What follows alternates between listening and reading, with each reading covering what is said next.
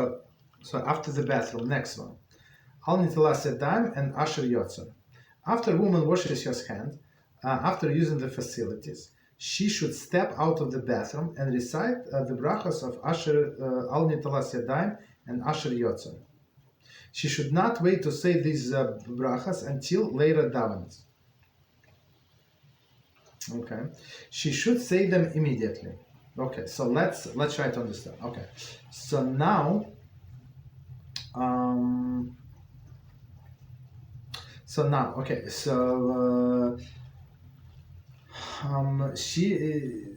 she can wash her hands in the bathroom. So the question was asked before, if it's possible, if it's allowed. There is no problem to wash the hands in the bathroom. The problem was the same blessing in the bathroom. So you can wash in the bathroom. You can take the towel with you, dry your hands outside the bathroom. There is no problem, right? Don't you think our poskim say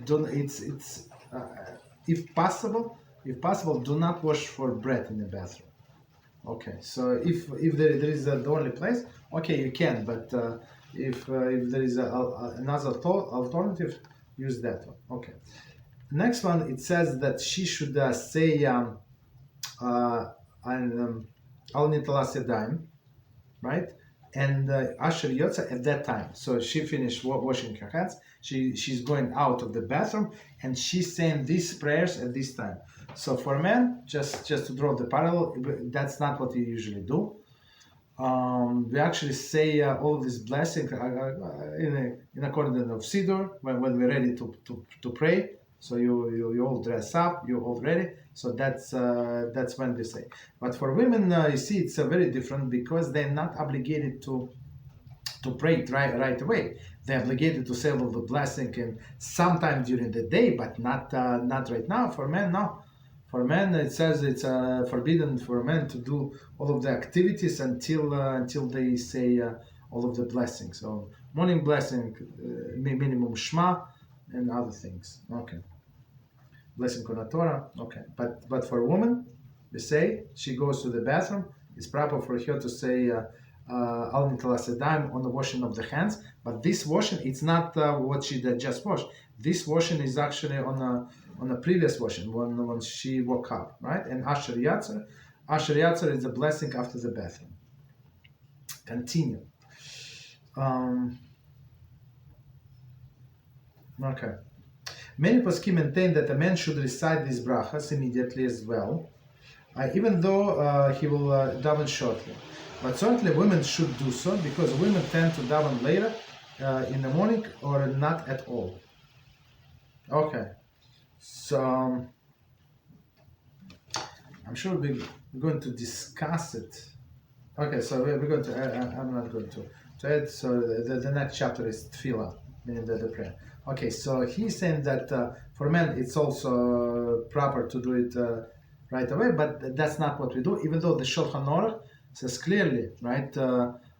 Even the morning blessing, Shulchan Aruch describe when you sit on the bed, you say this blessing. When you stand up, when you say another blessing. All of the morning blessing, when you put your clothes, you say another blessing. So like all of this morning blessing, they're not said in one shot as we do now, but they actually divide them and do as they go. Okay. Continue. Additionally, one should preferably recite Brachas Elokai Neshama immediately after Asher Yatzar.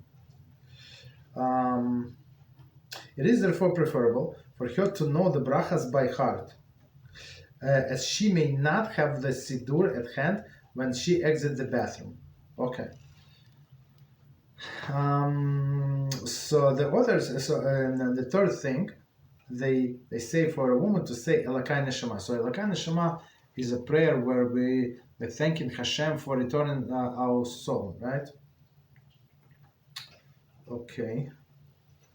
1 second. Okay. So he's saying, so say Al Netilas Yadayim, Asher Yatzar, and Al Elokai Neshama.